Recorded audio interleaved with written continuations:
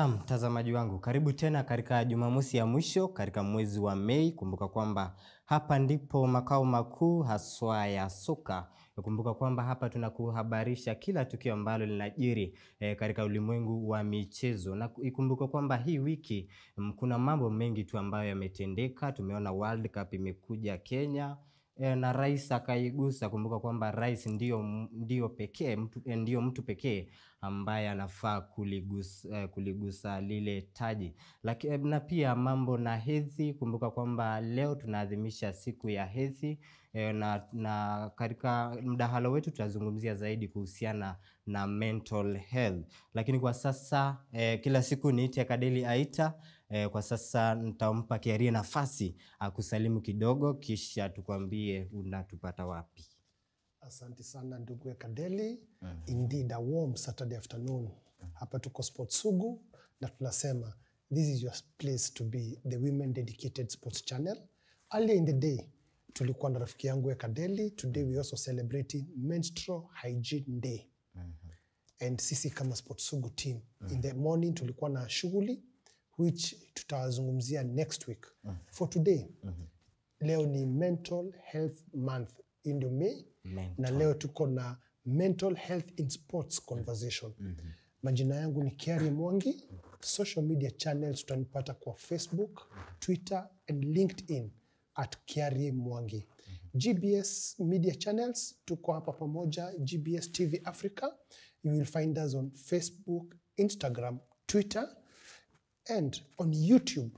SMS us, talk to us on 21144 and WhatsApp on 0742529011. Narudia 0742529011. Would like to hear from you. Ndugu ya Kadeli. Naam. Yapi leo? Naam, kwa kumbusha tu siku zote niite Kadeli Aita almaarufu baba la baba, nipate katika mitandao zote za kijamii. Kwa kurasa wangu wa Facebook Kadeli Aita, vile vile Instagram Kadeli_L_Masai na vile vile Twitter Kadeli Aita. Leo Kiarie, mambo ni makubwa. Kuna mambo mengi tu ambayo yamejiri katika tasnia ya michezo. Tukianza na kule Uganda. Naam. Kumbuka kwamba kuna shindano ambalo linatendeka kule la Sekafa kwa upande wa kinadada na imeweza kurudi mwaka huu baada ya mashindano hayo kukosa kufanyika kwa kitambo cha miaka mitatu.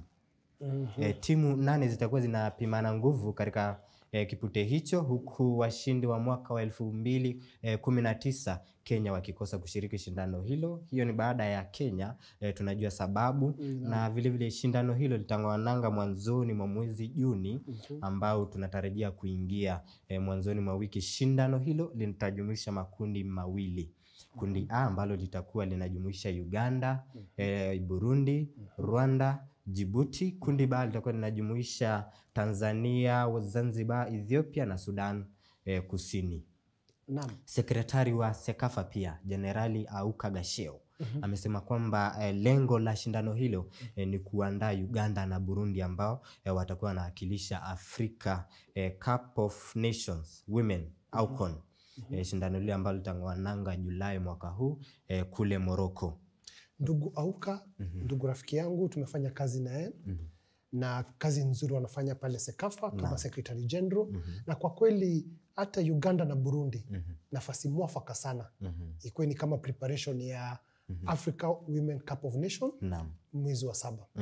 That is very good from Sekafa. Na pia kumbuka COVID imekuwa hiyo miaka 2 na pia ilichangia kutokuweko. Na tumeona shindano hilo litaanza tarehe 1 mwezi wa Juni ambapo Burundi watachuana na Djibouti mida saa 7. Mechi nyingine ni Uganda watacheza na Rwanda siku hiyo. Siku ya pili itakuwa Zanzibar wanachuana na Ethiopia. Tanzania wapimane nguvu na Sudan Kusini. Siku ya tatu itakuwa ni Rwanda watamenyana na Burundi na vile vile Ethiopia watachuana na Tanzania. Sudan Kusini siku ya 4 watachuana na Zanzibar na vile vile Rwanda wachuana na Djibouti. Kumbuka hiyo ni michezo ya marudiano. Finali tu tukikatiza, finali tu itachezwa tarehe 10 tarehe 11 itachezwa tarehe mwezi wa 6. Kila laheri. Kila laheri. Tunatakia Uganda na vile vile Burundi huku wakijiandaa katika michezo ya AFCON ambayo itatendeka kule Morocco. Naam. Kumbuka kwamba Kenya tungekuwa na nafasi nzuri ya kushiriki mashindano hayo. Lakini sasa pia tunasema kama Kenya wacha kwanza tutengeneze. Tunasemanga at times ni vizuri unabomoa ujenge upya. Wacha tubomoe tujenge upya. Tunashukuru Transition Committee na tunatakia kila laheri. Naam, kila laheri Uganda na Burundi. Upande mwingine wawakilishi tumeona michezo ya mpira wa wavu, volleyball. Ilianza kule Mei 19 kule Tunisia, Libya, na tumeona wanadada zetu wamefanya vizuri. KCB Prisons ambao walikuwa wanatuwakilisha kule wanazidi kuendeleza msururu wa matokeo mazuri. KCB walianza vema, nikiwabarisha tu, walianza vema weekend jana baada ya kushinda ASEC Mimosa ya Ivory Coast seti 3-0. Kwa hiyo walianza vizuri. Siku ya Jumapili licha ya kupoteza seti 3-1 dhidi ya wenyeji wa Tunisia, walikuwa washindi Carthage wa Tunisia siku ya Jumatatu. Naam. Kwa hiyo lakini wanadada hao waliweza kurejea kwa kuilabua Danger University Volleyball Elite wa Uganda seti 3-0 na kufuzu katika raundi ya 16 baada ya kumaliza katika nafasi ya pili katika kundi lao. Na vile vile Prisons, tukikuja sasa kwa Prisons almaarufu Wadres, walifanya vizuri, hawajapoteza mechi yoyote, hawakuachwa nyuma, waliweza kusherehekea fomu yao ya kutoshindwa na kumaliza katika nafasi ya kwanza katika kundi cha. Wanadada hawa walianza vizuri kwa kuicharaza National Alcohol and Liquor ya Ethiopia na Chief Nazale ya Nigeria seti 3 kila moja, na baadaye kufuzu katika raundi ya 16, yani pre-quarter finals. Pre-quarter finali hizo na kufuzu. APR ya Rwanda pia walibebeshwa mzigo ya seti 3. Nahodha wa kikosi hicho Breaksides Agala aliongeza kwamba lengo lao ni kurejea nyumbani na taji. Turudi hapa kwa Kenya, tunasema hizo timu 3 tumetaja ndio pia yule mtu anayetutazama KCB, Prisons, Pipeline. Hizo ni timu ambazo zimeshiriki katika volleyball kwa muda.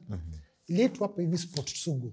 Labda ni kuomba labda tukue na timu zingine pia zizidi kujitokeza, zizidi kushiriki. Lakini pia kila laheri, manake najua leo ni Jumamosi, najua tarehe 1 ndio machuano inakamilika kule. Tunaombea KCB, Prisons, Pipeline ushindi na la muhimu wazidi kushiriki ingine na nyingine na vile vile tuzidi timu zijitokeze. Manake tumezoea kuona KCB, Prisons, Pipeline. Tumezoea kuwaona katika mpira wa wavu. Hatujaona timu nyingine ambazo zinajitokeza kung'ang'ania nafasi hiyo. Naam. Nafikiri katika Sport Sugu ndugu yangu ya Kadeli tutapata nafasi inshallah. Tuite wanadada 2-3 kwa volleyball, tupige gumzo nao. Naam. Kiari wiki jana tulitaja mambo na Koko. Koko tulitaja last hii wiki imetupita hii. Na kwanza kabisa nashukuru sana dada yetu Papacho Modhoni Mbutu, Assistant Tournament Director. Alitupeleka aste kutujuza Koko mchezo wa Koko. Leo tulikuwa twende Utawala. Kulikuwa na tournament open day, lakini tukapata ujumbe juzi tukaambiwa imeahirishwa hadi mwisho wa Juni. Mwishoni mwa Juni. Kwa hivyo tafadhali ndugu Kadeli, tutafika. Tafadhali inshallah, tafadhali tujitayarishe twende Koko. Kwa hiyo tutazidi kufuatilia huo mchezo na labda majaliwa tutawapa makala kuhusiana na shindano hilo la Koko. Naam. Kwa upande wengine sasa tukimalizia katika awamu ya mwisho udhalilishaji wa wachezaji kule Cameroon Tumezungumzia hilo. Shirika la soka Tanzania TFF limewasilisha lalamishi kwa CAF baada ya wachezaji wao wa chini wa umri wa 17 under 17 kudhulumiwa kule. Wanadada hawa wa TZ walisafiri Cameroon kushiriki ngarambe ya Women's World Cup qualifying tournament na walishinda, lakini mchezaji Clara Luvanga alikumbana na dhuluma za kijinsia kwa kudaiwa kwamba sio mwanamke mpaka pale alipokaguliwa na madaktari kudhibitisha kwamba jinsia yake ni ya mwanamke. Na hii tumeyapata pale kidogo, tulikuwa na Semenya. Tumeona Semenya alikuwa pale na hii under 17 Women World Cup qualifying tournament. Kwanza kabisa tunashukuru Tanzania kwa kuweza kuibwaga Cameroon, lakini Clara Luvanga kwanza tunampatia pole zake kama sport sugu. Najua maneno ya mental anguish, maneno ya anxiety, maneno ya hiyo kiakili. Dhiki za kisaikolojia, huenda mchezaji huyo akakumbwa na dhiki za kisaikolojia, lakini kwa kisaikolojia tutakuwa tunazungumzia zaidi katika awamu yetu ya pili na ya mwisho kwa kiarie. Kwa hiyo tunaye mgeni wetu anaitwa Faith Nashipae, tutakuwa tunazungumzia zaidi kuhusiana na mambo na mental health. Kwa hiyo usikae mbali, kwa sasa tunapumua. Tutakuwa tunazungumza zaidi. Kumbuka kututumia arafa katika 2114 na vile vile 2144 na vile vile tupate katika mitandao zetu za kijamii GBS TV Africa. Kwa sasa tunapumua kidogo, kisha tunarejea hivi baada muda mfupi.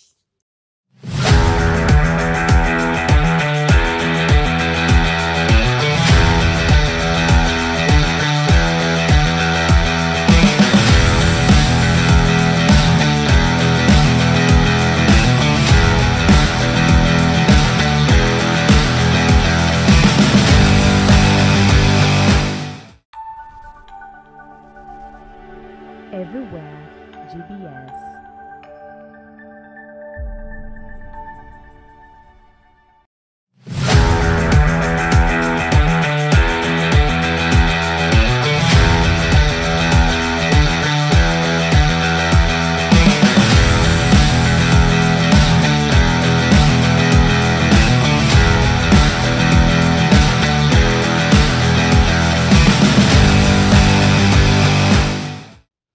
Na mtazamaji wangu, karibu tena katika awamu ya pili na ya mwisho kwa kiarie na nashipae. Kumbuka kwamba nimekujuza tu hapo awali kwamba hii wiki imekuwa au mwezi umekuwa wa mental health, na vile vile tunaye mgeni ambao tumewaletea zaidi tujizane kuhusiana na mental health. Lakini kwa sasa tupate katika mitandao za kijamii, tuzungumze @GBS TV Africa, tutumia arafa katika 21144.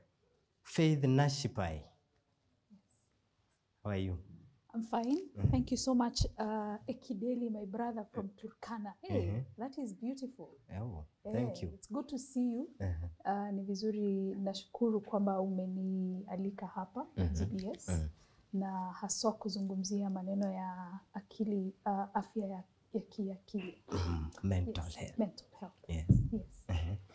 Kwa hiyo kumbuka kwamba Faith Nashipae ni mwanasaikolojia na mshauri, na vile vile ni co-founder wa Thriving Communities Africa, na vile vile originator ni mwanaharakati vile vile nitasimama imara movement. Kwa hiyo nitampa Nashipae nafasi, alianza wapi hadi akafika mahala ambapo anakuwa mwanaharakati wa vijana wa kiume na waume kama kiarie. Sana hapo umetaja kabla nimpatie. Manake pia nimesikia harakati ya wanaume, naona ni kama kuna boy child, kuna pale umetaja boy child advocate pale. Boy child. Dadangu Faith, karibu. Asante. And who is Faith Nashipae? Tuambie. So Faith Nashipae is a mother. Faith Nashipae is mental health practitioner, specifically a counseling psychologist. I am also a project management professional. And in the process of this, I combine my two professions so that I can do mental health programming for communities. Yes. I am also leading an organization called Thriving Communities Africa. And with Thriving Communities Africa, we engage men. We believe in meaningful engagement for men and boys. we always believe that first you equip the man, you help him become, you help him find himself and become. We also believe in having this man understand the opportunities that are within him and without him, like in his environment. What are his giftings and what is in his environment? How can he blend them together? And after he's done that, we also support him to collaborate with people around him. And that could be women and girls, it could be the boys in his environment, it could be everyone in the community. And finally, we say the man impacts. Wow. The challenge with our country and with our world is that we have neglected the boy and the man, and we expect them to just become. So at the end of the day, unless we support them to understand what is it being a man, how do you become influential in your community, then he'll always take on the wrong side of life. So, or he will try so hard in the process of it, like Kiarie has really tried, and become a very good man who's impacting society. And Kiarie, I like what you're doing because you're impacting women in sports. That's a beautiful thing. I see you and I see positive masculinity already right there because I'm seeing a man who's influencing for the girl child in the community. So it's a beautiful thing and I really admire what Kiarie does. So yes, well, how did I come about this? I am a mother of sons. And one day I looked at Kenya in the next 50. About 5 years ago, and I wondered, where are we headed? Our policies are not our policies are not speaking to the boy. Our systems, our strategies are not speaking to the boy and the man. So much as we are saying, give the girl an opportunity, place her on the table and everything, we are still failing because we are having a seesaw feeling where before gender equality started and gender development started, the woman was up here, the man was down here. And so things were happening well for the man. So he had the weight, culture, everything, things were working for the man. But the girl was exposed, the woman was exposed. So now we are seeing a tilt that is not so beautiful. Because now the man is getting exposed and the girl is getting the weight. Can we have a balance? That's all we are asking for. Balance. When you are empowering my girls, when you're empowering the girls, empower the boys, empower my sons. Let them also become. These are the same sons that are going to marry your daughters. So give them what it takes for them to become the right kind of men. Faith. What really motivated you ukafika ile hatua kwamba mimi na boys ni hapa kwa hapa kando na vijana wako? Seeing the realities of and the pains through counseling, sitting in rooms and listening to so many men, and I realized that most of their problems are actually coming from their upbringing. Then I realized that we have a problem in the society. I'm coded to look for solutions. So I'm looking for solutions for gender in this country, and I cannot find a solution for gender-based violence directly in a woman. In my view, I could only see a solution in the man who's the perpetrator.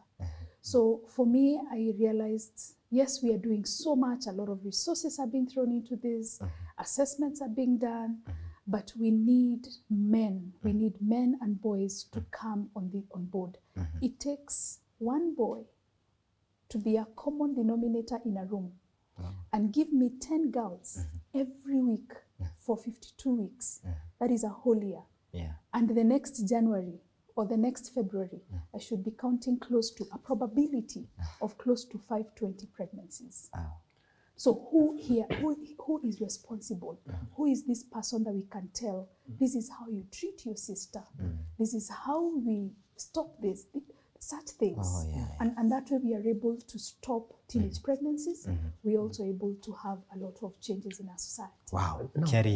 No, Faith. Yes.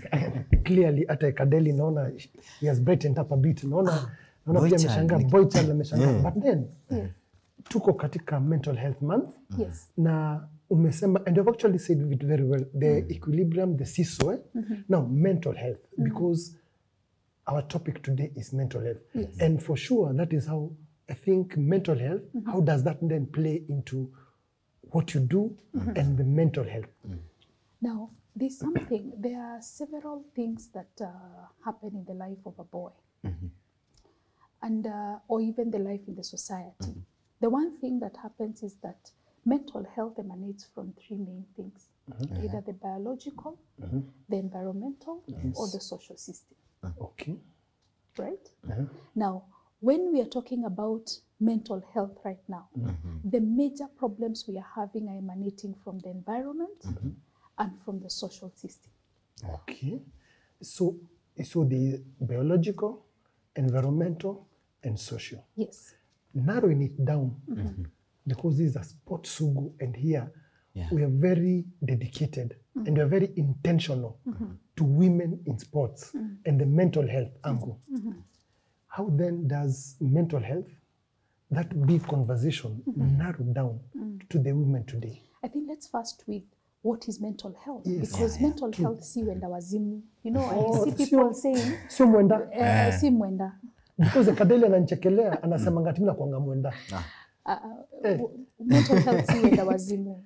It is the general well-being of your mind, being able to manage stress, being able to identify that yes, I am stressed, understanding that stress will always be there, but I can manage it this way. And being able to ride on some of these moods and all that. I'm trying to give the most easy, the easiest explanation to mental health, so that someone from the community can understand.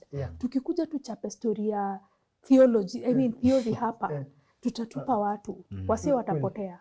So afadhali tu tuseme, mental health si wenda wazimu, but it is the general well-being of your mind, understanding your emotions, being able to manage them, understanding your thought processes, being able to manage your thought processes. Nashipae, mental health, what is the first step? Hatua ya kwanza kwamba tunaanza na mental health. First step for someone signs is to look out for. You know, you're telling me to look out for signs, and yet we have so many conditions within mental health. But I'll start with the simplest: stress. Which Kenyan is not stressed? Kila mtu. Ukiongea na kila mtu niko na stress fulani, niko na kashida fulani. You know? Kadeli ametumwa panafuliza juzi. Stress. Na bundles. Vitu. So, unapata simple things. Una build up. Unafika mahali jili haumanage hiyo ka stress kadogo, inakuwa ni consistent. Inafika mahali unaanza kuwa depressed. Depression. Sasa unaanza kukuwa na depression. Unapata huyu mtu jili ya certain levels of stress, ameanza maybe kutoongea, ameanza kutokula, ameanza like tabia yake si yenye ana present. You know, maybe ni mtu alikuwa amenyamaza, alafu mkifika mahali anapiga story. Si kawaida yake. Si kawaida. Ama mtu mwenye anapiga tu story kama kiari, alafu ameshata. Anamnyamaza tu mara moja. Hatoki kwa nyumba, hataki kuchapa shawa. Sasa hizo ndio masaini za depression. Unapata mtu hii anataka tu kujifungia kwa keja uko bedroom, hataki kutoka. Unapata mzee anakuja kwa nyumba na hataki kuongea. Unapata mrembo mwenye ako sports, ako na pressure, anatolea pressure kwa field. Frustrations zake anazitolea kwa field. So unapata hiyo siku akienda tizi, kuna venye ana play lakini haplay sawa. Si kawaida yake. Ama mtu anadisappear kwa tizi. Hapatikani. I hope tunaelewana, ndivyo tusiongee shank sana, alafu tusahau kusaidia. Uzuri wa sport SUGU, tuko na very versatile audience. Thank you. Kiarie, amezungumza kwamba signs, ishara ambazo utaziona kwa mtu na ufahamu kwamba huyu ana stress kidogo, anakumbana na changamoto hii. Tukirudi nyuma, unaweza kumbuka Conjestina Ama juzi kuna jambo tu ambalo limetendeka. Juzi tuna, and I think hapa Faith ametusaidia. Kuna mchezaji wa NFL player on Tuesday this week, Brendan Langley alipiga mtu, he assaulted an airport official. Na ile tuliona kwa clips, the airport official was just ile normal processes, what is your papers, document, so kakuja and he felt offended. Kiasi pale mangumi akishaanguka.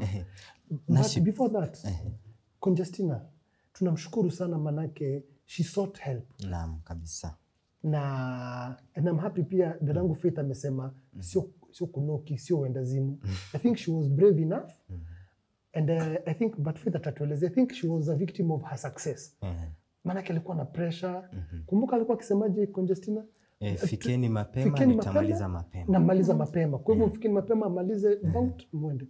So, lakini pia ndio kabla pia turudi kwa Faith, kuna last year Olympic Bwana Kadeli, kumbuka Naomi Osaka alisema kwamba hatoshiriki katika Japan Olympic Tokyo.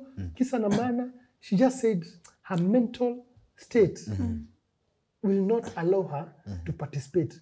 And there was a lot of debate. Anaringa, anaogopa kushindwa, but she was very firm. She just said, I am mentally not fit. Most people Faith, tuanzie tu hapo Faith. Most people, natutumia example ya Naomi. She just said, I'm mentally not fit to participate in the upcoming Olympics.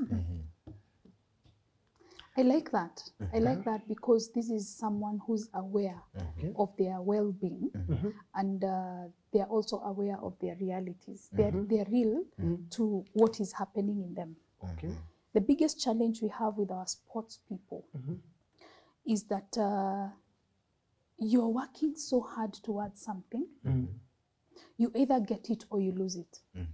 In the process of working so hard, there is pressure, there is that stress that you have to keep up with, which in many cases, the pressure that drives you to action or to reach your goals, we call it positive pressure, positive, which is eustress. But you realize that when someone hits a place where either they win or they lose, they don't know how to manage that person. So either the win or the loss. Yeah, because both of them are overwhelming. Yeah, true. Kerry, you have been running 3 years, 4 years, 5 years. Then you land in Tokyo and you're coming with a whole, you're a whole world record. You've broken a world record.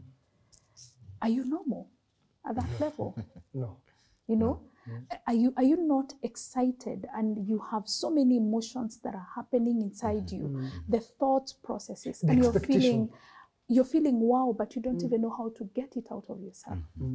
So let's be very realistic and say that yes, mental health can come in different ways to a sports person. Again, the person who's going to the field is someone who's coming from society. I came from a family this morning. I came from a house this morning. There is probably something that didn't happen right. Family relations. I have my own challenges. True. Probably I'm a bit stressed over something. Then I'm here in the field and I'm supposed to run. And I many times feel with sisters who are in this field because they have to put up with what we have to put up. Of maybe a challenge in the family, or maybe the dysfunctional relationships, and that is what we are seeing that is eating our athletes. Then from there you move from a family, you go to a coach who's not merciful to you, and he has to get results, and he has to push you to the wall. So at the end of the day, where is this lady going? Nashipae. Faith. As a mental expert, how do you handle such people, such athletes? Tukizungumzia tu wanariadha, sports in general. Last year when we were last year in December, we held some trainings in Iten with sports ladies and sportsmen. A lot of them were actually athletes. And Iten is the home of athletes, Yeah, Yes, Iten. it's home the of champions. is the- Iten. Champions. Iten is the home of Home, champions. Yes. Lakini Eldoret. nimesema, lakini Bwana Kadeli, just kwa heshima. Manake hiyo topic Faith anasema ya Iten na home of athletes. Atatuzungumzia. Wacha tupige tama la maji because that's a big story. It's a story, I know she's smiling at me na kijicho. It's a bigger story. After the break, Kwa hiyo- let's have that Kwa conversation. hiyo mtazamaji wangu wachezaji kama Konje, kama umetaja nani Kiaria, Brenda yule mwanadada Langley, Brenda, Naomi huyo Osaka. Naomi Osaka, jinsi ya kuwa handle. Nashipae atazungumza nasi atuambie anawa handle vipi kama mental expert. Kwa hiyo usibanduke, tunapumua kidogo alafu tunarejea muda mfupi.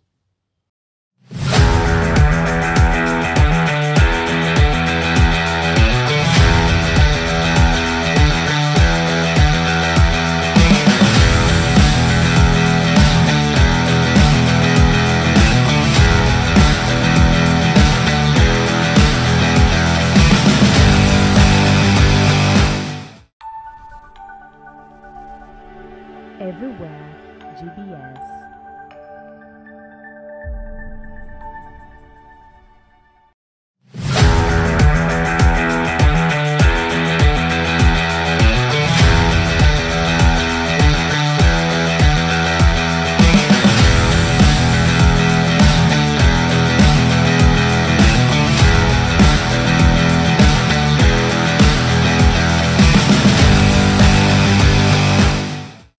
Ndo sisi hawa tena mtazamaji wangu. Kwa hiyo tutakuwa tunarejea kwa Faith Nashipae atueleze zaidi Iten kuko vipi, lakini kwa sasa tutumie arafa tutumie arafa katika 21144. Faith Nashipae, kumbuka ni mwanaharakati, ni mental expert, kwa hiyo tunarejea kwake atuambie Iten.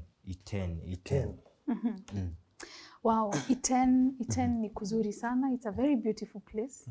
I would advocate that any person who's never been to Iten, aende tu, angalie venye Kenya iko. It's a beautiful place. Now, last year after AJ Tirop, aliuawa na mume wake. Tirop.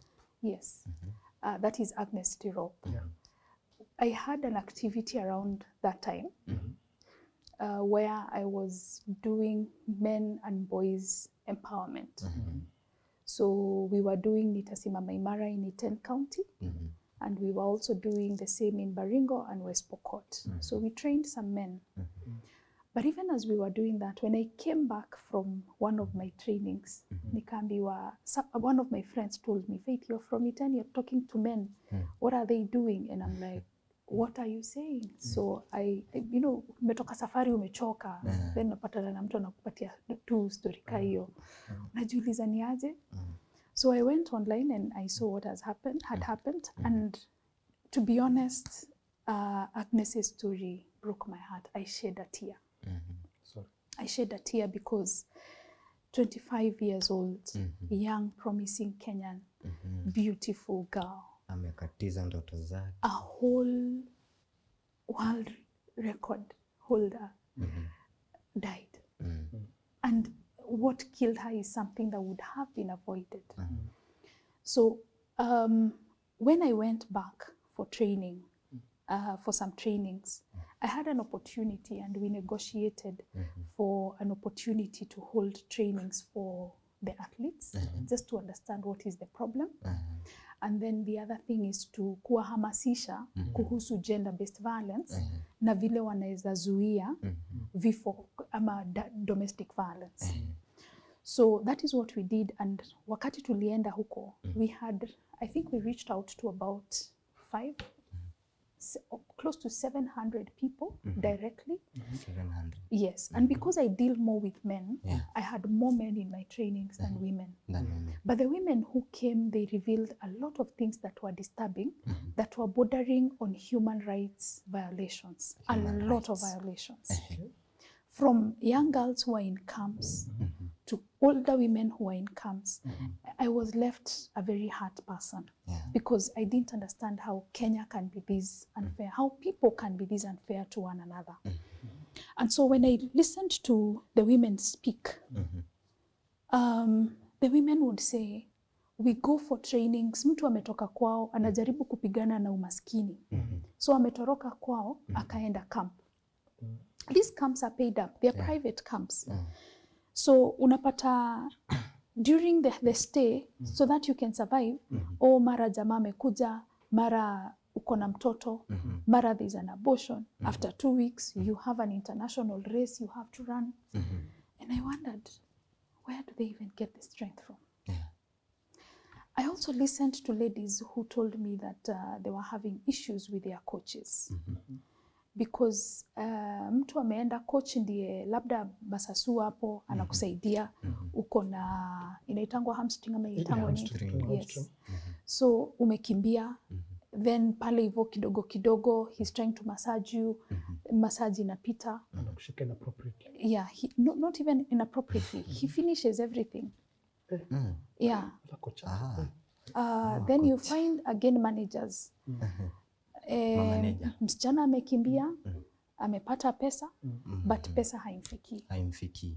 So unapata manager, because they're the managers, they have certain contracts that they have signed that are making this lady not get her money the way she's supposed to get it.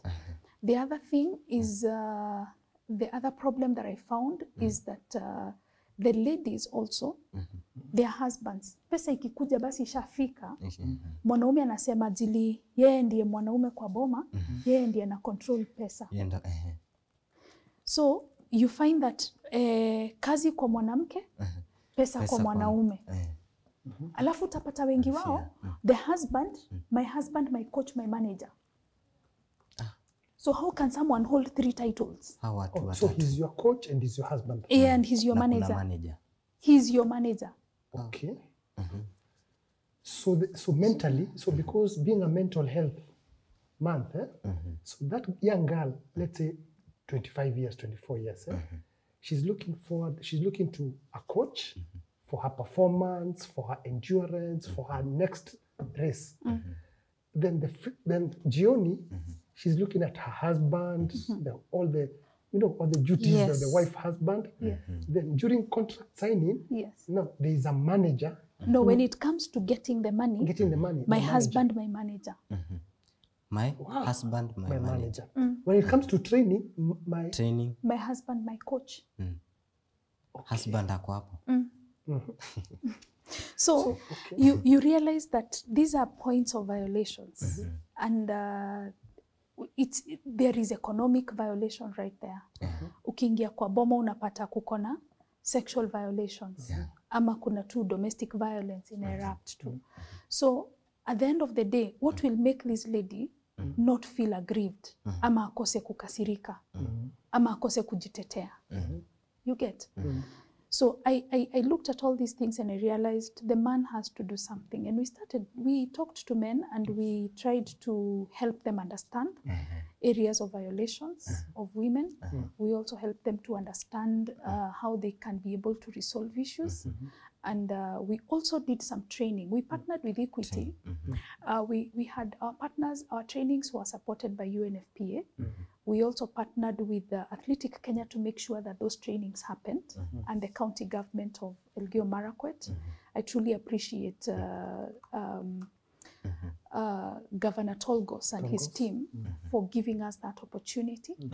And we also had Equity Bank and KCB Bank come in to train on financial management.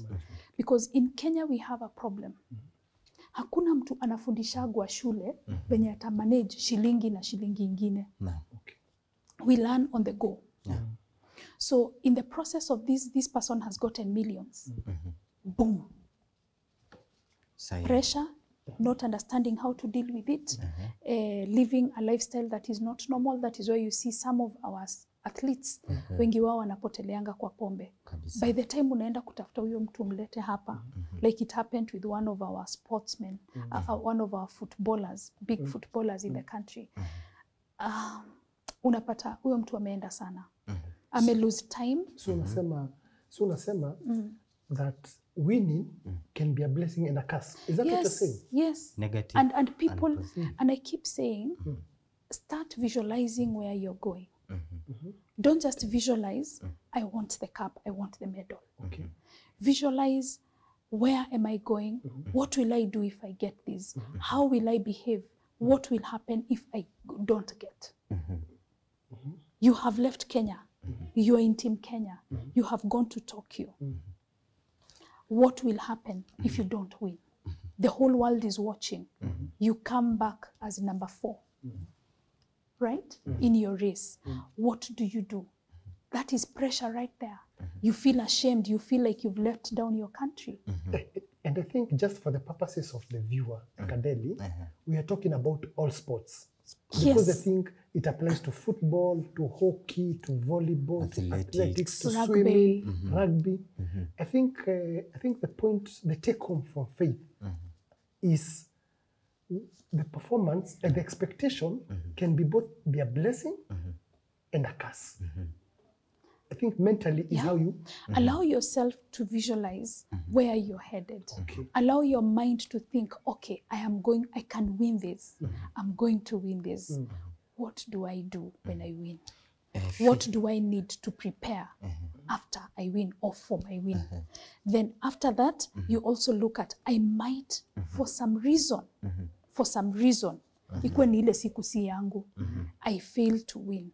What do I do? Faith, kuna mwanariadha labda ako pale nje, anakutazama, labda anapitia zile shida, tatizo. Labda kuna mmoja ambaye ushai mketi naye chini, manake we ni mental expert, mkazungumza na labda ulizitatua vipi shida zake? I want to talk with honesty and say that I have not handled completely a mental health case that has come to me from an athletic environment.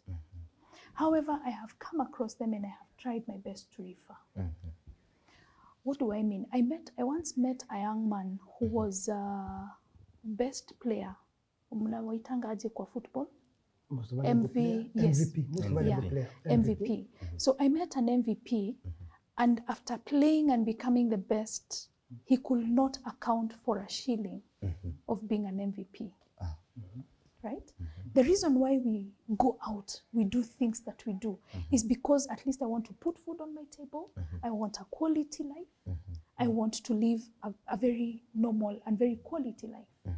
But now when you do all your best and you throw everything into this, and then you come home and even with an MVP, you do not have what it takes to look like an MVP. There is conflict inside. Worst of all, society. Right? Umecheza pale kije. Umecheza, umetokelezea. Familia inakuona. Wacha familia, hata tu mabeste tu wa mtaa. Umefika, umeenda hadi huku juu.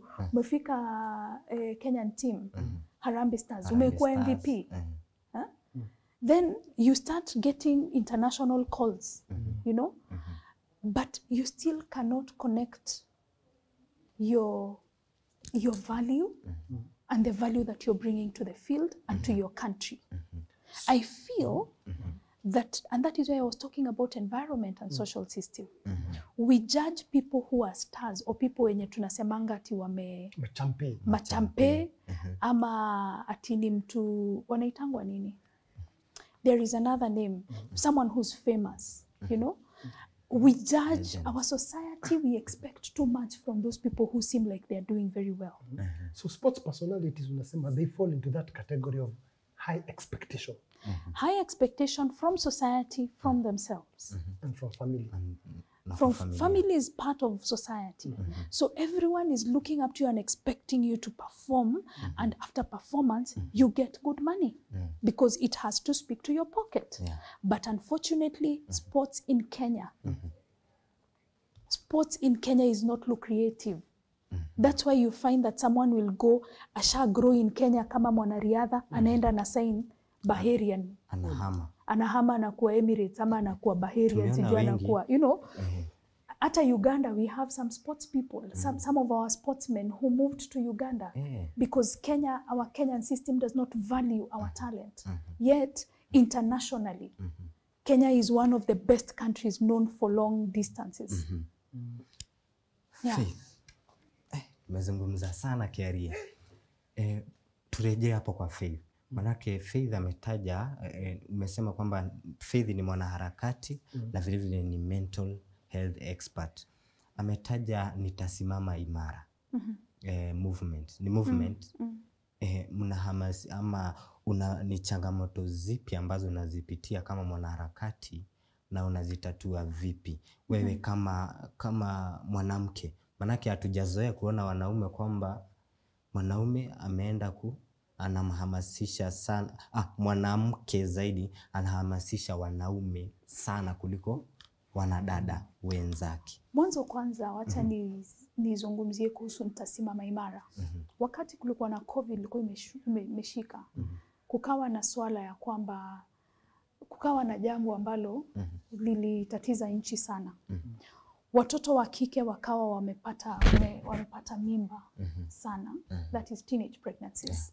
Na pia tukaambiwa ya kwamba na Ministry of Health ya kwamba vijana wetu ama watoto wetu, the young generation, the adolescents and the young generation, they are having a high rate of HIV infections. So me as a mother in this country and me as a practitioner in this country, I looked and I wondered, where is the solution? And again, the solution was with the boy. But again, hawezi ukaenda kuambia kijana kitu kama haumwelewi. So me and my team, we went to the ground. We recorded some interviews with some young men. We also talked to their fathers. And we realized that we have a bigger problem than we always kept talking about. So with that, we came up with a program to empower the boy. Nitasimama imara. Nitasimama imara. So initially we started with Nitasimama Imara, went to the ground, piloted our program. Nitasimama Imara now became a young men's program. Labda nashipae, nikikukatiza tu kidogo kwa sababu ya muda unasonga Kiaria. Unajua kwanza asante sana kwa hiyo movement yako kidogo, lakini kuna kitu kabla tumwachilie. Ametaja juu ya maseus wakiwa wanaume kabisa wanashughulikia wanawake katika the sporting area.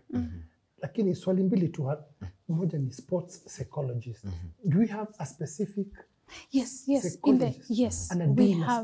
We have sports psychologists, and I think we have very few in Kenya today. If someone can be able to specialize in the sports world in Kenya as a psychologist, that would be a very great environment to specialize in. Number two, we need our government to have very clear guidelines on how, even ethical guidelines, on how masasus, managers, coaches interact and relate with their people and the people that are under them. Then the other thing that we came up with and we realized that is a solution is how do we set up these camps?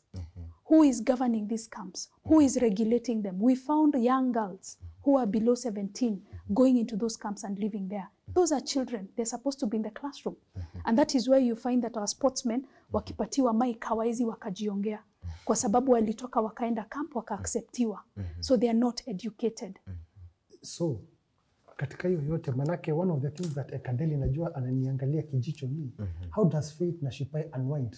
Because nasemanga daktari hajitibu. How does Faith because being a counselor get kila imagine soaking that professional. Kiaria wanasema kwamba kinyozi mganga ajigangi. We unajitatua vipi kama mwana saikolojia? Now, in our profession, for you to maintain professionalism, you must be under someone who's higher than you in the profession. So you must go for supervision. We also have, every year, there is a certain number of sessions that you have to attend for you to maintain professionalism.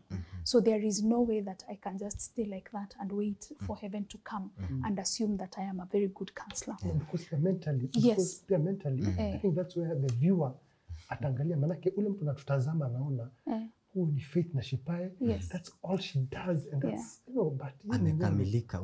Unajua ile taswira kwamba Faith nashipae amekamilika. Kama anatushauri hivi, No. I am under authority in the profession. I have supervisors. At least I have 2 supervisors.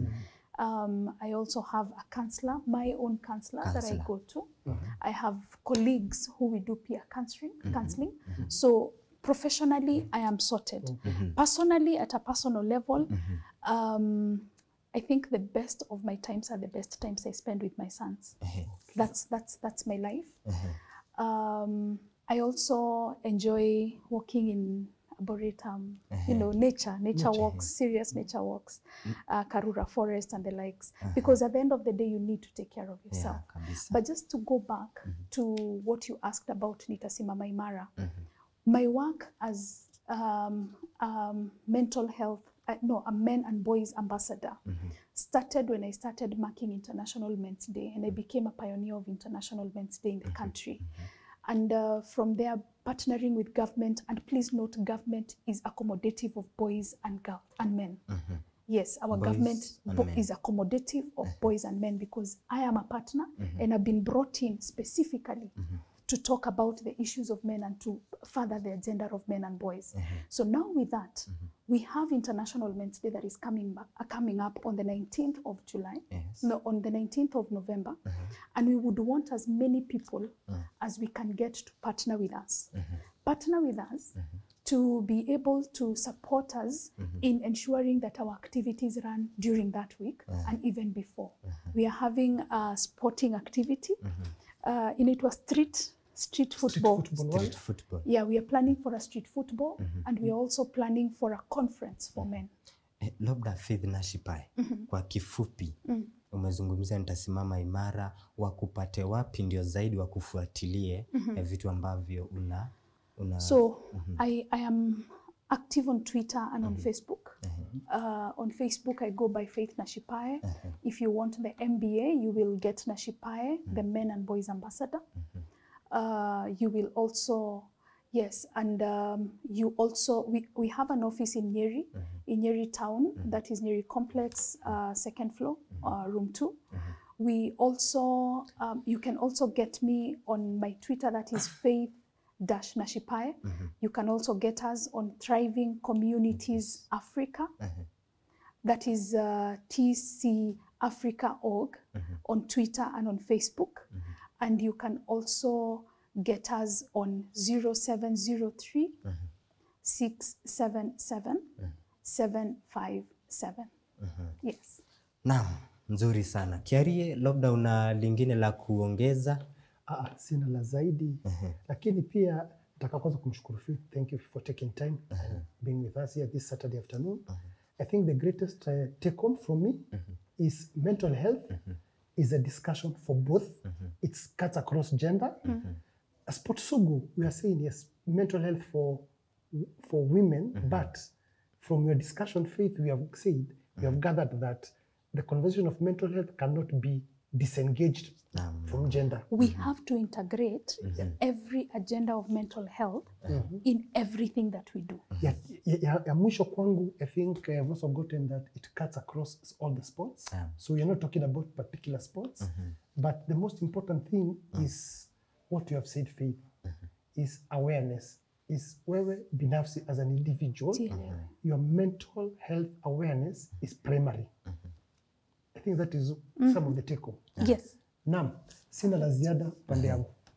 Kwa hiyo Kiarie, Faith Nashipae, tumezungumza sana katika mdahalo wetu, tumezungumzia zaidi kuhusiana na mambo, matatizo ya kiakili, dhiki za kisaikolojia, ameziongelea. Kwa hiyo kama unamuhitaji, ametaja social media handles zake, utamfuatilia zaidi. Asante Faith Nashipae kwa kukuja, kwa ujio wako. Asante Kiarie.